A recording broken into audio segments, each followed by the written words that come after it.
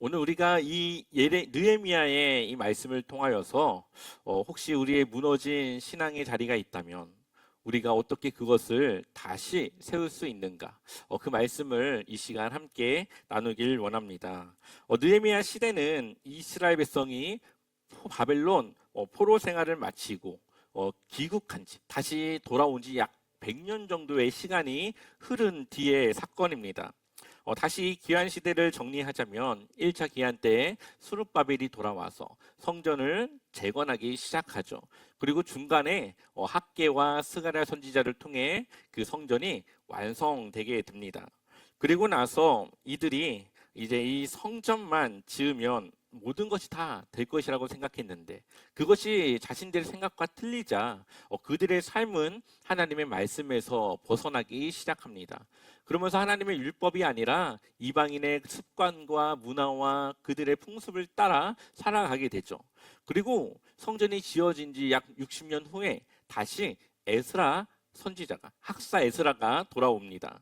그리고 그러한 율법 없이 살아가는 백성들에게 하나님의 말씀에 대한 열정과 불을 지폈고 그들 중에서는 이방인과 결혼해서 자녀까지 낳았지만 하나님의 말씀을 위해 자녀와 또 아내를 포기하고자 하는 그러한 결단을 내리는 그러한 경우도 있었던 것을 보게 됩니다. 이렇게 성전이 재건되었고 하나님의 말씀으로 서서히 돌아서고 있지만 여전히 예루살렘 성벽은 허물어진 상태에 머물러 있게 되었습니다. 그 소식을 이 느헤미야가 듣게 되는 것이죠. 느헤미야 1장 3절의 말씀을 우리 같이 읽어보겠습니다. 그들이 나에게 대답하였다. 사로잡혀 오지 않고 그 지방에 남은 사람들은 거기에서 고생이 아주 심합니다. 업신여김을 받습니다. 예루살렘 성벽은 허물어지고 성문들은 다 불에 탔습니다. 아멘. 이들이 처한 상황은 성벽이 무너졌지만 그 성벽을 다시 세우지 못하고 있는 그러한 상황에 있습니다. 이때 당시 성벽이 무너졌다고 하는 것은 아주 수치스러운 그러한 일이었죠. 그들이 믿는 신이 그들을 돕지 않고 버려진 것과 같은 그러한 의미를 이때 당시 내포하고 있었습니다. 또한 성벽이 무너졌으니까 외부 공격으로부터 어떻게 될까요? 무방비 상태가 되겠죠. 성벽이 무너졌고 성문은 불타서 없어졌고 집이 문이 없는 그러한 상태가 된 것과 마찬가지입니다. 그들이 힘들게 성전을 다시 세웠는데 그 성전이 언제 다시 누군가에 의해서 무너질지 모르는 불안한 그러한 상태에 놓여 있다라고 볼 수도 있습니다. 그리고 이러한 모습은 우리의 신앙과 공동체를 돌아보게 하는 그런 의미가 있습니다. 왜냐하면 여기서 성벽이라고 하는 것은 우리의 삶에 우리에게 적용시켜 보면 우리의 삶의 테두리, 우리의 삶의 거룩함과 세상과의 그 경계를 짓는 그 성벽을 의미하기 때문이죠. 그래서 그것이 우리의 삶에 무너지면 우리의 생활은 세상과 하나님의 거룩함을 구별하지 못하고 그것을 자유롭게 넘나드는 생활들을 할 수밖에 없는 겁니다. 여러분들의 신앙생활은 어떻습니까? 여러분들의 신앙생활은 그러한 영적인 성벽을 쌓고 세상과 구별되어져서 하나님의 말씀 안에서 살아가고 계십니까? 혹시 월요일 아침 직장을 들어서면서부터 그동안 다짐했던 하나님의 말씀을 중심으로 하는 삶이 무너져서 또 회사에 적응하고 회사에 잘 보이기 위해서 세상과 타협하며 그렇게 살아가고 있진 않습니까? 혹시 퇴근하고 나서 피곤하다라고 하는 핑계로 여러분들의 경건 생활이 무너지거나 하나님과의 그러한 경건한 생활이 무방비 상태인 그러한 영적인 상태로 있지 않은지 오늘 이 시간 한번 우리가 돌아보았으면 좋겠습니다. 그러나 다행인 것은 그들의 성벽이 무너졌지만 하나님은 그 성벽 또한 다시 세우시기 위해 준비하고 계셨다라는 거죠. 이미 하나님은 그 성벽을 다시 지을 수 있는 한 사람을 점 찍어 두고 있었습니다. 또다시 이야기는 먼 바사에서부터 유다로 돌아오는 이야기로 시작됩니다. 이 에스라서에서부터 느헤미야서의 특징을 보면 시작은 늘 바사입니다. 바사에서부터 수르바벨이 돌아오고 에스라가 돌아오고 느헤미야가 돌아옵니다. 여러 번 얘기 들었지만 이것은 제2의 출애굽 사건을 함께 겹치도록 해서 하나님이 그들과 함께하고 있고 그들을 하나님의 백성으로 세워가고 있음을 보여주기 위한 하나의 기법, 문학적인 장치라고 볼 수가 있는 것이죠. 그래서 이 느헤미야가 바사에서 일어나는 그 일부터 다시 느헤미야의 이야기가 시작되게 됩니다.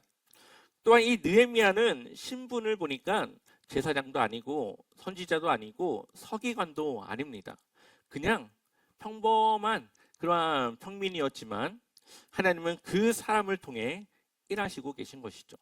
이제 이 이스라엘의 시대는 직분 중심의 시대가 아니라 그 사람이 가진 달란트, 재능, 그 사람의 가지고 있는 그것을 통해 일하는 그러한 시대로 바뀌어가고 있음을 우리는 볼 수가 있습니다.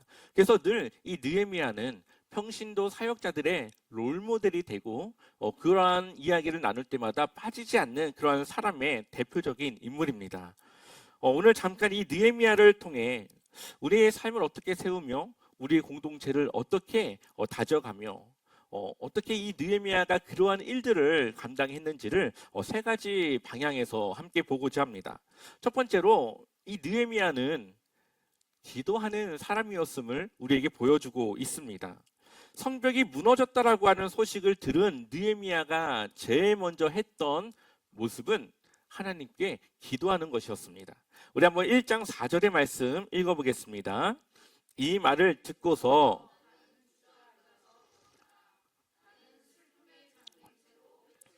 금식하면서 하늘의 하나님께 기도하여 아멘. 느헤미야는 아마 페르시아에서 태어나고 자랐을 겁니다.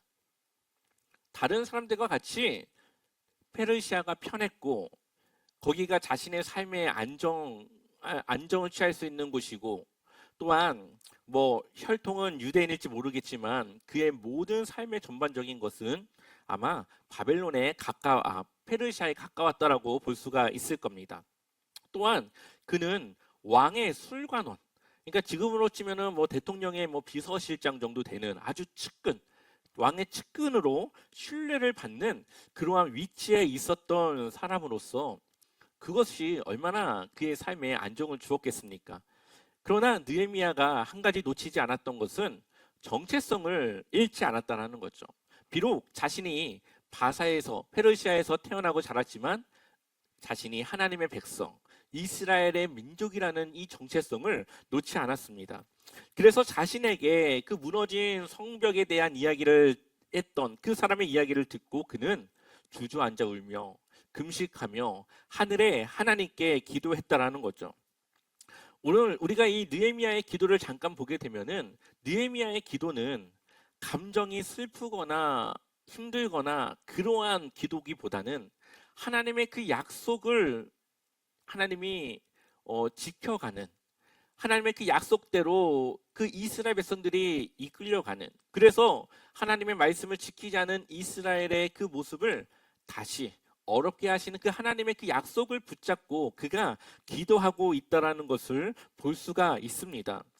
또한 그는 자신이 그 죄를 짓는 일에 동참하지 않았지만 자신의 공동체, 자신의 민족이 지은 죄가 자신과 무관하지 않음을 인정하며 자신과 자신의 집안의 그 죄를 함께 거기에 포함시켜 회개하는 것을 볼 수가 있습니다.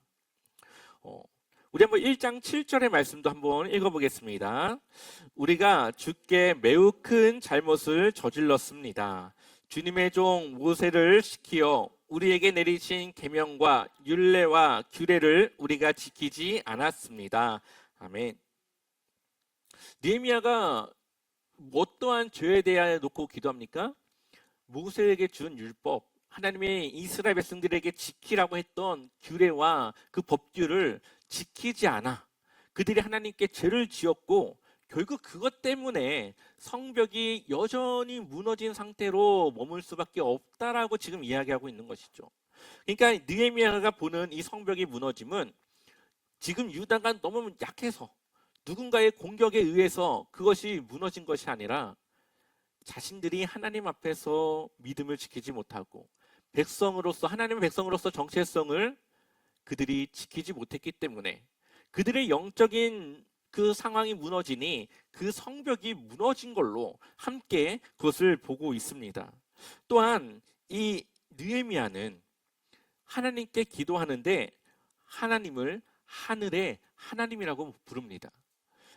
이때 당시 이스라엘 백성들의 생각은 하나님은 어디에 머무시는 분일까요? 성전, 예루살렘에 있는 그 성전에 머무시는 분으로 생각합니다. 어떻게 보면 하나님은 이스라엘만을 위한 그러한 지역적인 그러한 신으로 이해할 수 있는 것이죠. 그런데 느헤미야는 정확하게 하나님은 그 성전에만 국한된 것이 아니라 모든 이 하늘에, 모든 이 세상에 하나님이신 것을 그가 고백하며 기도하고 있다라는 거죠. 우리는 이러한 모습들을 통해 느헤미야가 얼마나 하나님의 말씀으로 바로 세워졌는지, 그리고 그가 얼마나 하나님에 대해서 정확하게 알고 있는지, 또한 그가 하나님과 얼마나 이 기도라는 것을 통해 가까운 생활을 하고 있는지, 그리고 하나님은 왜 이 느헤미야를 지금 사용하시고자 하는 건지 우리는 이러한 모습들을 통해 볼 수가 있습니다. 오늘 이 느헤미야가 보여준 것처럼 우리의 삶에 무너진 그 영역이 있다면 우리는 회개로부터 그 회복을 시작해야 됩니다. 혹시 하나님과의 관계가 멀어지지 않았는지, 나의 삶이 하나님의 그 영적인 그 경건의 생활을 놓치고 있진 않는지, 혹시 내가 나도 모르는 사이에 나의 교만으로 내 생활을 내가 이루고 있다라고 생각하고 있진 않은지, 우리는 여러 다양한 우리의 삶의 영역을 돌아보며 하나님과의 그 관계를 점검해 나가야 됩니다. 느헤미야는 바로 거기서부터 이 성벽을 세우는 그 일을 시작하고 있습니다.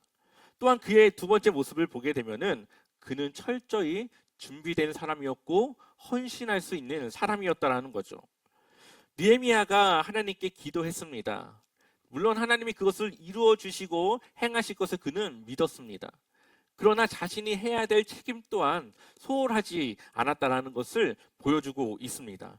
느헤미야 1장 11절 말씀을 보면 주님, 종의 간구를 들어주십시오. 주님의 이름으로 진심으로 들어하는 주님의 종들의 간구의 귀를 기울여 주십시오. 이제 주님의 종이 하는 모든 일을 형통하게 하여 주시고 왕에게 자비를 입게 하여 주십시오.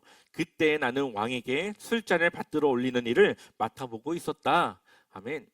지금 술관원으로 일하고 있는 이 느헤미야의 상황은 아마 세상적으로 보면은 꽤 출세했고 성공한 위치의 사람이었습니다. 그런데 그가 성벽을 세우기 위해 다시 유다로 가게 된다면 자신의 그 일을 잃어버릴 수도 있고 결국 그 자리에 다시 돌아오지 못할 수도 있습니다.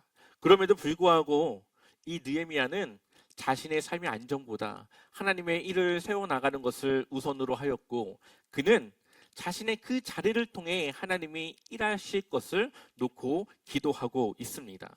그리고 시간이 꽤 흘렀고 그가 그러한 기회를 갖게 되죠. 2장 1절 말씀 우리 한번 읽어볼까요? 함께 읽겠습니다. 아닥사스다 왕 20년 니산월에 나는 왕에게 술을 따르는 일을 맡았다. 왕에게 술을 따라드리는 어느 날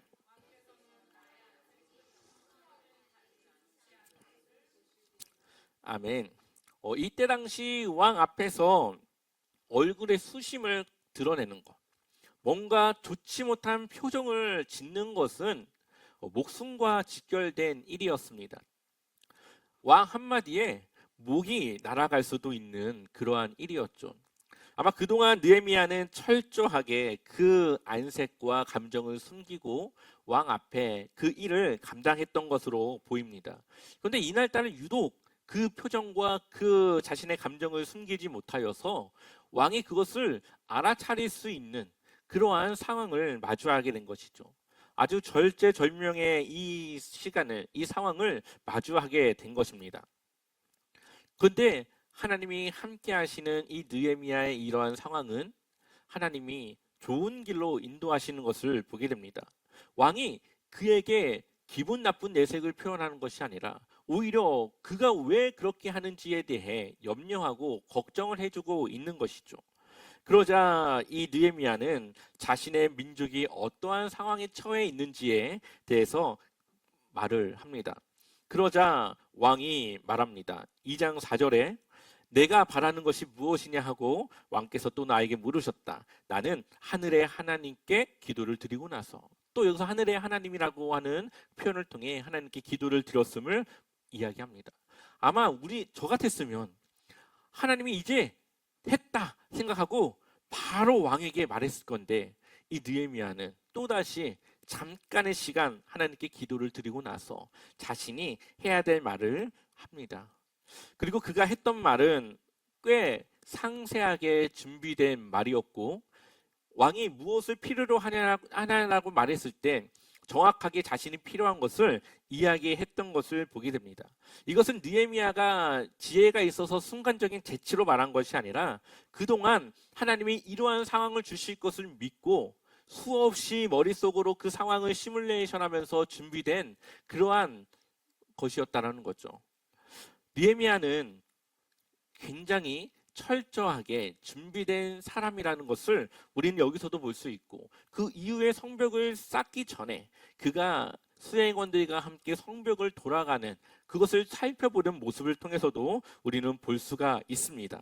그래서 왕은 그에게 필요한 이 재료와 그리고 통행증과 또한 유다의 총독으로서의 권위를 그에게 주어서 그 일을 하는 데 있어서 부족하지 않게 지원을 해주게 되는 것이죠.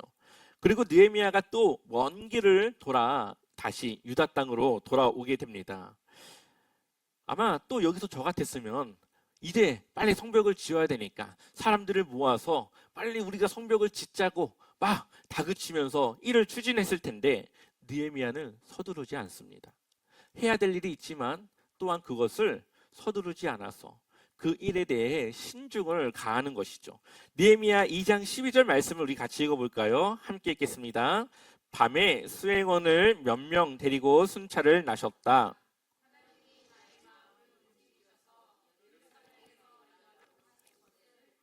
그때까지 어느 누구에게도 말하지 아니하였다. 나에게 짐승이라고는 내가 탄 것밖에 없었다. 아멘.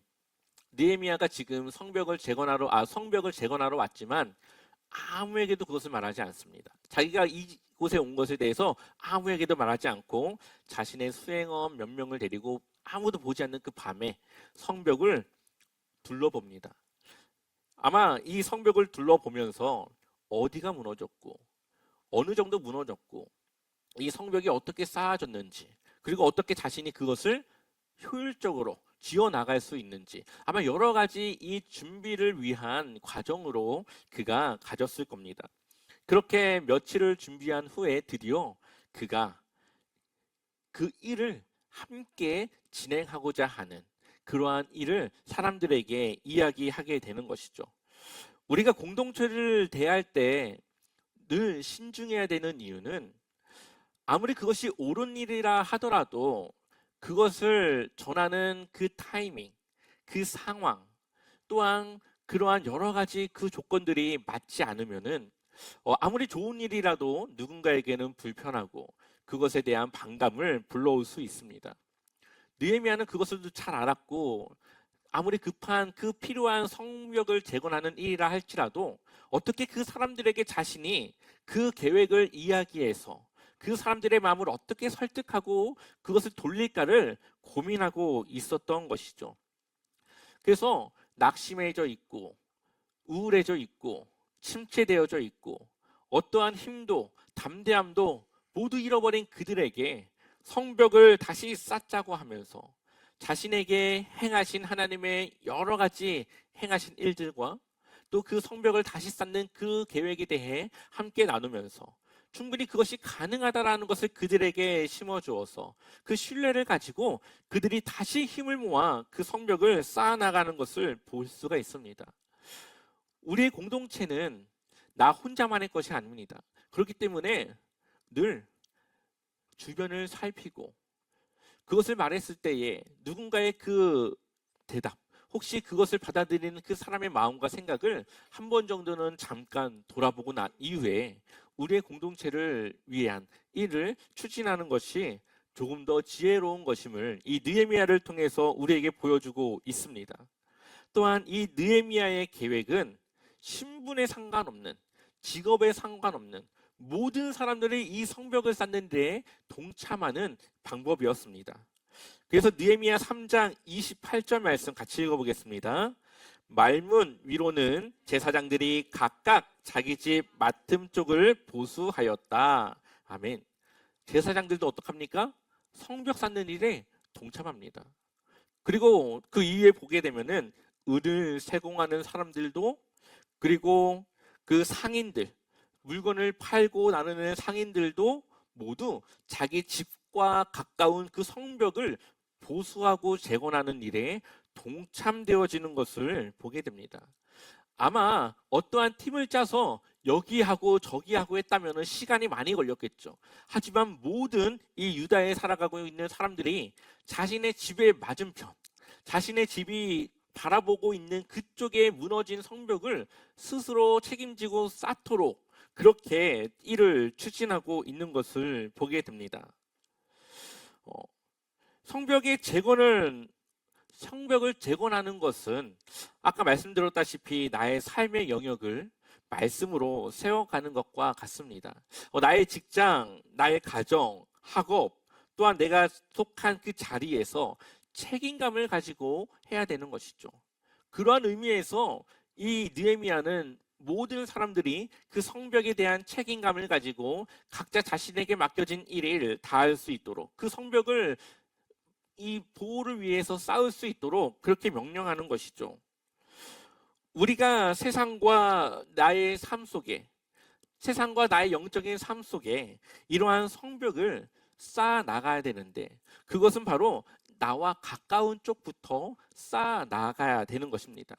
나의 가정에서부터, 나의 직장에서부터, 또한 나와 만나는 그 사람들과의 그 만남에서부터 내가 어디까지를 허용하고 어디까지를 내가 거룩함으로 생각하여서 그것을 금할지, 그것을 돌아보며 그것을 우리가 그 기준을 세워야 되는 것이죠.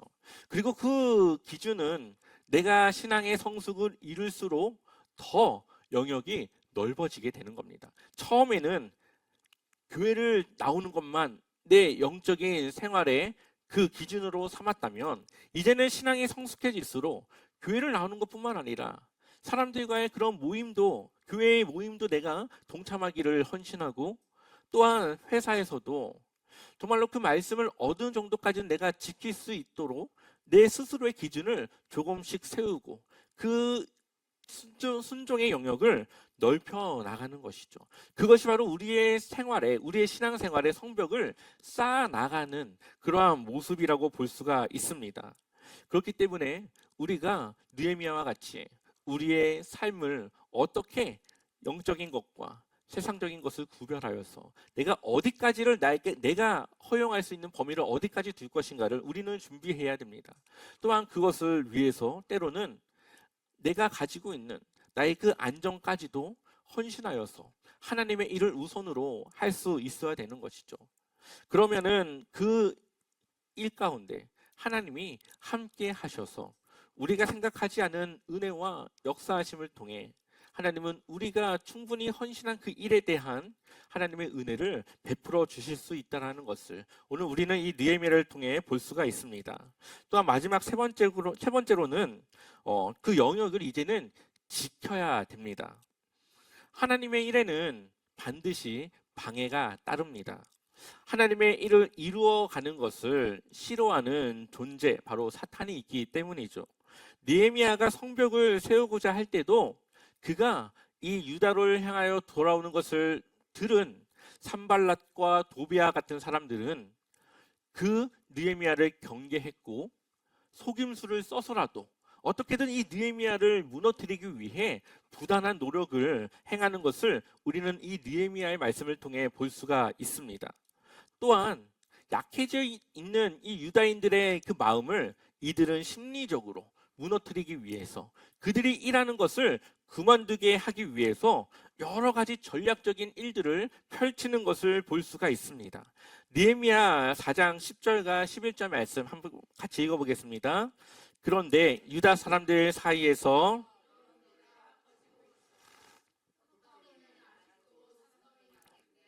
짊어지고 나르다 힘이 다 빠졌으니 우리 힘으로는 이 성벽 다 쌓지 못하리.